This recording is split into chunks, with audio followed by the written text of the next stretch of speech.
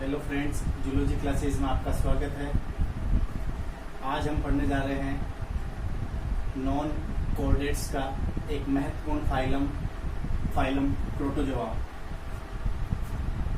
Protozoa को अगर divide करें तो ये दो शब्दों में डिवाइड होता है।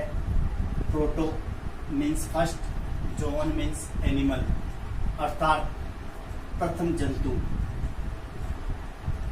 इनका शाब्दिक अर्थ जैसे कि हमने प्रोटोजोआ शब्द को डिवाइड करने पे पता चला, इन्हें प्रथम जंतु कहा जाता है क्योंकि लिविंग ऑर्गेनिज्म में, एनिमल्स में सर्वप्रथम इनका ओरिजिन देखा गया था। प्रोटोजोआ नाम जो दिया था वो एक वैज्ञानिक गोल्डफस ने दिया था।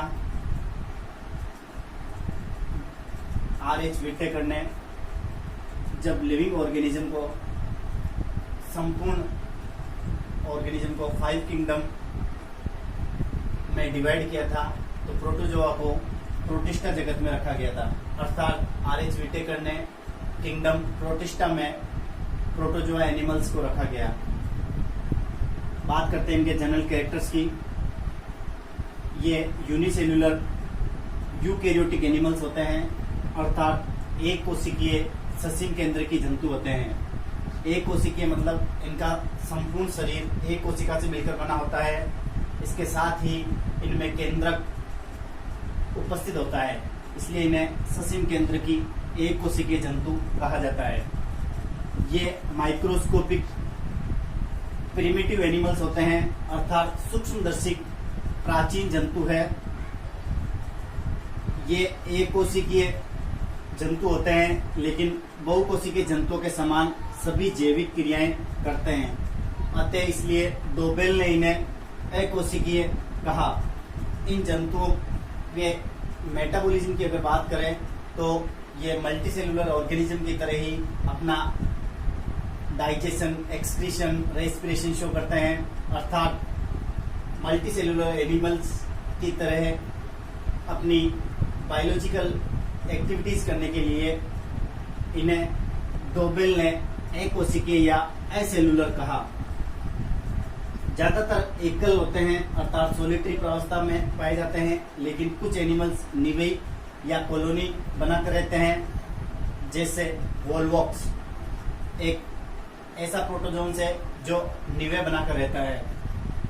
शारीरिक संगठन की अगर बात करें, अर्थात इनके बॉडी ऑर्गेनाइजेशन की बात करें तो बॉडी ऑर्गेनाइजेशन इनका प्रोटोप्लाज्मिक प्रकार का होता है, जिन्हें जीवद्रव्य कहा जाता है। अर्थात शारीरिक संगठन जीवद्रव्य प्रकार का होता है, अर्थात इनमें संपूर्ण उपापचयी गतिविधियां जीवद्रव्य के भीतर संपन्न होती है, इसलिए इनका जो बॉडी ऑर्गेनाइजेशन होता है वो जीवद्रव्य प्रकार का होता है। हैबिटेट की अगर बात करें तो ये जल में स्वतंत्र जीवी होते हैं, अर्थात फ्री लिविंग एनिमल्स होते हैं। कुछ फ्रेश वाटर्स होते हैं और अधिकांशतः मरीन वाटर एनिमल्स होते हैं। फ्रेश वाटर एनिमल्स में कुछ फ्री लिविंग एनिमल्स जैसे अमीबा, यूग्लिना, पैरामीशियम आते हैं, जो कि फ्रेश वाटर या स्वच्छ जलीय जंतु है। इनके अलावा कुछ एनिमल्स पैरासिटिक मोड में भी एग्जिस्टेंस करते हैं, जैसे Entamoeba, trichomonas, trypanosoma etcetera. Phylum protozoa के और कैरेक्टर्स की बात करें तो इनका शरीर असममित या सम्मित होता है, अर्थात सिमेट्रिकल और एसिमेट्रिकल ऑर्गेनिजम्स होते हैं। लोकोमोटरी ऑर्गन या गमनांगों की बात करें तो ये इनका एक महत्वपूर्ण कैरेक्टरिस्टिक फीचर है, क्योंकि इसी के आधार पर इन जंतुओं का वर्गीकरण किया गया है। जिन जंतुओं में स्यूडोपोडिया उपस्थित होते हैं उनमें से अमीबा, जिनमें सीलिया प्रेजेंट होते हैं उनमें पैरामीशियम, एवं जिनमें फ्लैजिला उपस्थित होते हैं उनमें यूग्लिना प्रमुख जंतु है। इन सब animals locomotory organs are absent. कुछ ऐसे ऑर्गेनिजम्स भी होते हैं प्रोटोजोआ फाइलम में जिन जंतुओं में गमनांग अनुपस्थित होते हैं, जैसे स्पोरोजोअन्स। स्पोरोजोआ एक महत्वपूर्ण वर्ग है इस फाइलम का जिसमें गमनांग अनुपस्थित होते हैं, जिसका एक महत्वपूर्ण एग्जाम्पल प्लाज्मोडियम है। न्यूट्रिशन की बात करें या पोषण की बात करें इन जंतुओं में पोषण या न्यूट्रिशन कई प्रकार का देखने को मिलता है, जैसे होलोजोइक प्राणी संभोजी अर्थात जंतुओं के समान ये पोषण करते हैं, जैसे अमीबा। होलोफिटिक जिन्हें पादम संभोजी कहते हैं अर्थात पादपों की तरह भी इनमें पोषण पाया जाता है। इसका एक एग्जाम्पल है युग्लिना।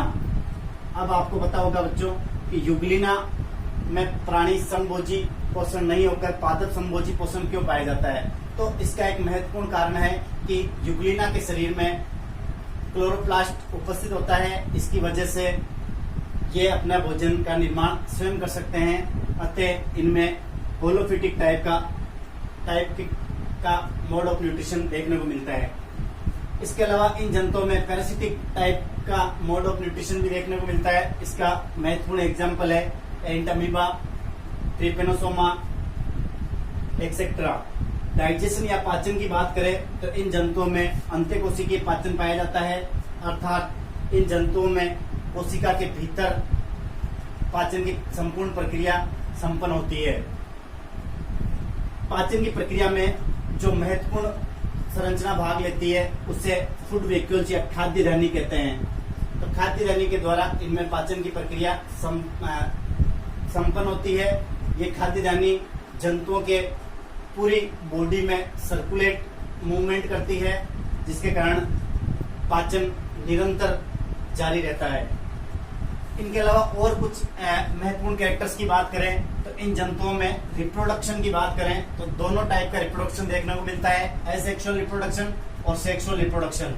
एसेक्सुअल रिप्रोडक्शन जो मुख्यतः बाइनरी फिजन या मल्टीपल फिजन से होता है। द्विविभाजन या बहुविभाजन के द्वारा इनमें अलैंगिक जनन की क्रिया संपन्न होती है। सेक्सुअल रिप्रोडक्शन की बात करें या लैंगिक जनन की बात करें तो इनमें फॉल्स प्रकार का लैंगिक जनन देखने को मिलता है, जो कि संयुग्मन विधि के द्वारा होता है। इनके अलावा इनके महत्वपूर्ण कैरेक्टर्स की बात करें तो रेस्पिरेशन, श्वसन देह की सामान्य सतह के द्वारा होता है, जिन्हें जनरल बॉडी सरफेस कहा जाता है। सामान्य देह की सतह से इनमें श्वसन की प्रक्रिया संपन्न होती है।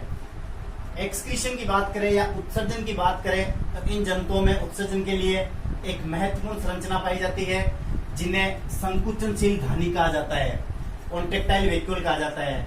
कुछ छोटी छोटी धानियां मिलकर एक बड़ी वैक्यूल्स का फॉर्मेशन करते हैं, जिनके द्वारा आवश्यकता से अतिरिक्त जल व लवणों का शरीर के बाहर निकाल दिया जाता है। कॉन्ट्रेक्टाइल वैक्यूल के अलावा जनरल बॉडी सरफेस से भी कुछ साल्ट्स एवं वाटर का एक्सक्रीशन होता है। In some animals exoskeleton are present. कुछ ऐसे ऑर्गेनिज्म फ्री इस फाइलों में पाए जाते हैं जिनमें बाह्य कंकाल उपस्थित रहता है। ये बाह्य कंकाल पेलिकल या